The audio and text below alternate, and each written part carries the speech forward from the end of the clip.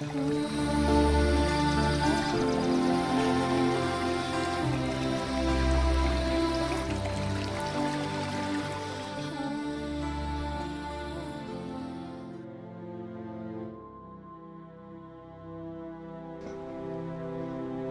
saludo, viajeros de 16 gotas de agua, bienvenidos a un nuevo vídeo. Yo soy Gali, a la Piellé, ya me conocéis. Hoy vengo a hablaros de un tema, a dar respuesta a una de las preguntas que me habéis enviado respecto a cuál es mi opinión sobre el tema del sacrificio, el tema de los rituales con sangre, con animales. Bueno, pues voy a intentar dar un poquito de luz, siempre recordar que es mi punto de vista, que no pretendo juzgar, no pretendo criticar, no pretendo limitar o cancelar ningún tipo de mito o creencia, sencillamente es mi humilde opinión. Antes de entrar en tema respecto a cuál es mi opinión sobre el sacrificio animal, yo quería hacer una reflexión sobre la palabra ebo. Ebo es un vocablo yoruba que nosotros traducimos como sacrificio. Y la palabra sacrificio, como ya os vengo explicando, su traducción depende del mito sobre la cual se sostiene. Habitualmente nosotros entendemos la palabra sacrificio como sencillamente pues dar muerte o dar algo, desprenderse de algo para obtener alguna otra cosa. Desde mi punto de vista no encuentro ninguna relación literal entre esta definición y lo que ritualmente se viene haciendo en IFA y en otras escuelas. Es decir, un ebo no deja de ser otra cosa que una reconstrucción simbólica donde se ofrece, donde se aporta una serie de materiales orgánicos o inorgánicos que tienen una simbología, tienen una función que pretende equilibrar una información o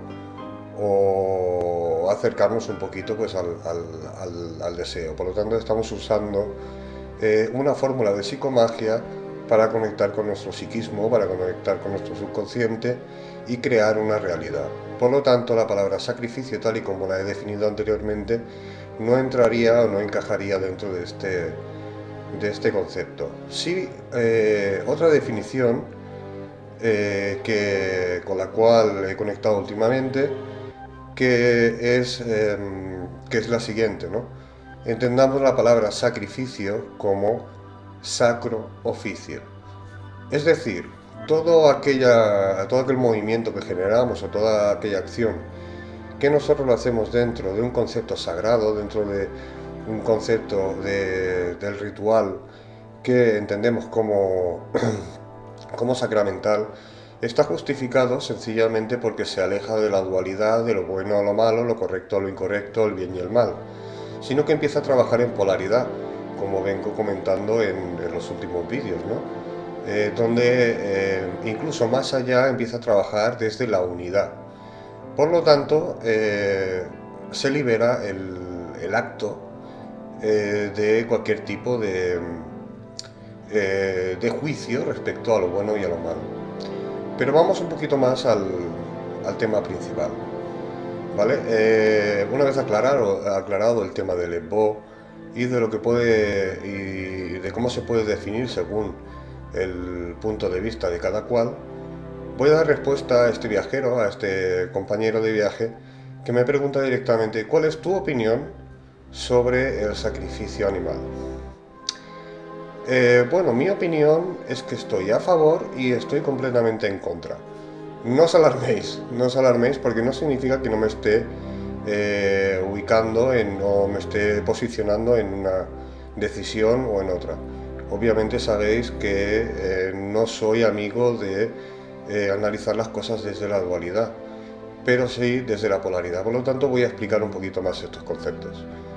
Primeramente, a mí me gustaría que hicierais un viaje y os situarais en un pasado en un espacio diferente al de hoy en día.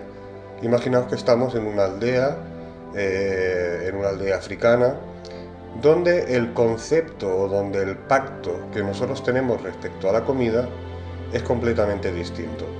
Si a día de hoy el pacto que hay a nivel social es comer bien, lejos en el tiempo atrás, el pacto sería poder comer.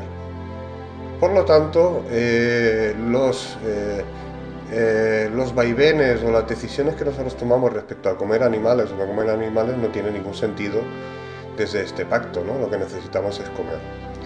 Por lo tanto, está completamente justificado el uso de la carne animal como alimento. Por lo tanto, todo aquel ritual, todo aquel ofrecimiento, toda aquella reconstrucción simbólica que se ofrece desde aquel pueblito para mantener saludable su ganadería, para mantener sus cultivos bien fértiles, para proteger al poblado de diferentes agresiones, está justificado en el sentido de que sencillamente se comparte. Es decir, aquel sacerdote se dirige pues a coger un chivito, a coger un gallito que se va a compartir con la comunidad, se va a compartir con el pueblo, para alimentar al pueblo, y se comparte con sus arquetipos, con sus dioses, con la propia naturaleza. ¿Para qué? Sencillamente para equilibrar unas energías desde el compartir. Por lo tanto, desde este punto de vista, para mí está completamente justificado. Estos rituales de sangre se vienen realizando hoy en día en iniciaciones, en muchos cultos. Nosotros, por ejemplo, conocemos la comida halal desde las culturas árabes, que sencillamente ritualizan el paso o la transformación de ese animal y el ofrecimiento de esa vida pues, para el bien de las demás. Que podéis estar a favor o en contra, eso ya depende de cada cual. Sí que es cierto, y esto forma parte quizás de la otra parte cuando lo queremos ver en dualidad, de que hoy en día pues es posible encontrar sacerdotes que usan el ritual de sangre de forma injustificada o quizás de forma desmedida, pero esto, como bien digo, es puntos de vista de cada cual. Donde comparto con otros muchos de vosotros el no al sacrificio ritual. He de deciros, compañeros de viaje, que yo jamás uso rituales de sangre, es decir, jamás uso animales para resolver un problema o para recrear o crear realidad. Pero esto es un caso muy particular. En ningún caso intento condenar o intento juzgar a aquellos sacerdotes que sí que lo hacen. ¿Por qué en mi caso personal no lo hago? Porque mi andadura dentro de IFA y dentro de otras escuelas me han llevado a término personal a aceptar el IFA como herramienta. Una herramienta que me permite crecer en conocimiento, en entendimiento y en sabiduría, que me permite aplicar y que me permite ofrecer este conocimiento a otras personas. Y en este caso todavía no veo una relación directa con ese tipo de sacrificio. Me he encontrado muchos casos donde gente, por su necesidad, por sus creencias o por sus deseos, se veían de alguna manera empujados o abordados a hacer algún tipo de ritual de pronta resolución, pero que no acabaron de entender el concepto, no acabaron de entender el por qué se estaba dando esa situación, de qué manera estaba evolucionando, cuál era su lugar respecto a esa situación, cuál era desde dónde o los hacia dónde ellos estaban actuando para poder resolverla. Y lo que cabía esperar es que en el futuro volvieran a repetir un poquito todos esos patrones, esos programas, porque no se habían entendido, no se habían integrado y no se habían puesto en práctica. ¿Qué es lo que hago yo? Sencillamente pues es el uso de otro tipo de rituales avalados por la propia cosmología yoruba. Entiendo que desde aquí muchos sacerdotes, muchos estudiosos de Ifá pensarán todo lo contrario y quizás entiendan que estoy inventando, que estoy yendo en contra de las tradiciones, que estoy yendo en contra de mis ancestros. Evidentemente son libres de pensar lo que quieran, pero me baso en lo siguiente que me dispongo pues a explicaros un poquito. Primeramente entiendo, asumo e integro en mí que yo no soy ninguno de mis ancestros, es decir, no pretendo vivir como vivía mi ancestro, que vivía en aquel pueblito y que tenía esos pactos respecto a los alimentos, respecto a la riqueza, respecto a la abundancia, respecto a la salud. Yo tengo otro tipo de pactos, yo vivo el día de hoy en el entorno en que me envuelve, por lo tanto mis pactos son diferentes, mis pactos son distintos, por lo tanto no puedo obrar de la misma forma y de la misma manera. Entiendo que todo conocimiento evoluciona, a pesar de que a nivel simbólico funcione de la misma manera, sea temporal. Eh, Aparte de esto, el aval que yo pongo o que me permití a mí mismo fue el siguiente. Igual que muchos que se han iniciado en IFA, sobre todo gente que no ha podido experimentar el mismo IFA in situ, sino que sencillamente quizás vienen de esta parte europea y empiezan a conocer desde lejos, que es decir, que no lo han mamado desde niños, entran en conflicto con ciertas prácticas. Esto me ocurrió a mí, evidentemente, ¿no? Yo me inicié en IFA, encontré un gran libro de conocimiento, un gran libro de sabiduría, de entendimiento, que me estaba permitiendo realmente crecer en conciencia. Pero a la vez, algo me decía que ciertas prácticas no eran para mí, que ciertas maneras de hacer no las acababa de entender dentro de mi psiquismo y dentro de mi manera de pensar, obrar y actuar. Esto no es malo ni es bueno, ¿vale? Pero obviamente sí que me encontré con estas dudas, ¿no? Con estas historias.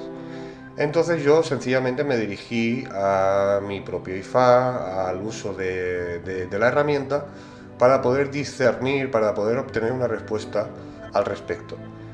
Y la respuesta fue la siguiente. En un principio IFA me dijo que yo no estaba preparado para hacer un salto, para hacer un cambio evolutivo. Y no entendí por qué. Porque en un principio yo partía desde la aceptación de que quería un cambio, ¿no? De que me gustaría hacer las cosas de diferente manera. Pero IFA me dijo que yo primeramente tenía que entender, que yo primeramente tenía que integrar muchas cosas, que no estaba sabiendo realmente, no estaba conociendo realmente cómo funcionaba.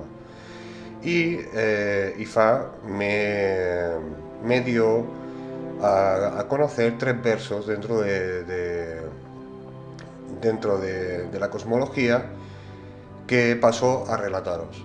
El primero de ellos decía así, traducido literalmente, decía: yo soy Orúmila y yo no dirijo tu vida, no dirijo tu destino. Yo solo te hablo en parábolas y es tu cabeza quien ha de interpretar y obrar en consecuencia. Cuando yo estuve analizando este verso, llegué a la conclusión de que realmente no podía aceptar un sí o un no directamente porque el oráculo me lo propusiera, sino que sencillamente era una cuestión de que yo estuviera realmente preparado, tanto a nivel mental, emocional, psíquico, psicológico, espiritual y físico, para realmente hacer algún tipo de cambio, tomar algún tipo de decisión. El siguiente verso que Ifá me dijo, dice: antes que honrar a cualquier orisha, debes de honrar a tu tradicionalismo, a tu tradición, y tu tradición es tu cabeza. Antes que honrar a cualquier orisha, honra a tu tradición, y tu tradición son tus padres. Antes que honrar a cualquier orisha, honra tu tradición, y tu tradición son tus ancestros. Antes que honrar a cualquier orisha, honra tu tradición es tu cuerpo. En esta parte del cuerpo hacía una referencia directamente a los órganos genitales, ¿no? Por lo cual entendí que Ifá hablaba de mi forma y mi dirección, de mi parte masculina y mi parte femenina. Entendí que Ifá me estaba diciendo que la tradición la ponía yo y que evidentemente está sustentada en una base, ancestral y está sustentada en una enseñanza y en una carga genética. Por lo tanto, en primera instancia era mi cabeza la quien debía de decidir y debería de plantear una tradición. Más allá de aquí, sencillamente empecé a conectar con pequeñas verdades contrastadas en base a todo lo que estaba aprendiendo en Ifá. Sí que es cierto que depende de allá donde estemos estudiando Ifá, ya sea el tradicionalismo, ya sea la diáspora, ya sea en Brasil, ya sea en Cuba, ya sea en Nigeria, vamos a encontrar textos muy distintos, unas traducciones que quizás nos pueden llevar a un entendimiento erróneo o al entendimiento acertado, depende de cada cual. El caso está en que entendí por otros versos que Ifá lanzó, que Ifá me hablaba sencillamente en el lenguaje en que yo era capaz de entenderlo y que el diálogo que mantenía conmigo era sencillamente el diálogo que yo estaba preparado para asumir y para integrar. Desde ese momento Ifá no ha aceptado ningún tipo de ritual que requiriese sangre. Ciertamente, y otros muchos pueden comentar al respecto del tema, no cuento siempre con la masa crítica que puede contener un ritual de sangre que lleva miles y miles de años realizándose para un propósito. Pero es que mi objetivo no es precisamente ese, ¿no? Siempre he llevado el aprendizaje de Ifá, la práctica de Ifá y de todas las otras escuelas de las cuales he recibido conocimiento, única y exclusivamente por una razón, y es la propia existencia. Entiendo en mí que el único propósito es existir. No hacer las cosas bien, no hacer las cosas mal, hacer las cosas correctas o de forma incorrecta, porque en realidad nos perderemos aquí. La única manera de avanzar es ver las cosas desde otro punto de vista. La única manera de avanzar es avanzando, ¿vale? Es prueba y error, es crear procesos y ver los resultados, analizar esos resultados y rehacer. Es el único trabajo que entiendo que un buen babalao, un buen pampamisayo, un buen sacerdote de cualquier escuela debe tener como objetivo, como camino. Vuelvo a repetir, para que quede claro, a la pregunta de este compañero, de este viajero, mi respuesta a qué opino respecto al sacrificio animal es que estoy a favor y estoy en contra, según el punto de vista, el mito o el programa que se elija para hacerlo. ¿Que mediante un ritual de sangre puedes tener resultado? Sí, depende sencillamente de tu decisión a la hora de hacerlo. Si has de realizar un sacrificio animal, mi recomendación es que entendamos que desde lo sagrado, desde lo sacramental, desde el sacro oficio, de alguna manera está avalado, pero si ha de entrar en conflicto con tu manera de pensar, mi recomendación es que no lo hagas, ¿vale? Que investigues, que busques opciones. Ifá te avalará. Está contemplado en el primer código de Ifá, en Eyope, que todo aquello que un babalao propone lo pone el tablero de Ifá lo puede hacer realidad.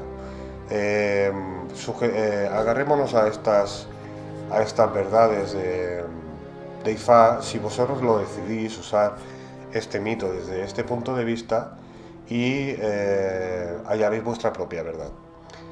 Bueno, espero haber respondido tu pregunta, compañero. Espero haber aportado un poquito más de luz a todo esto y espero vuestras cuestiones y espero responderlas con prontitud. Un saludo a todos, viajeros, y nos vemos en la próxima.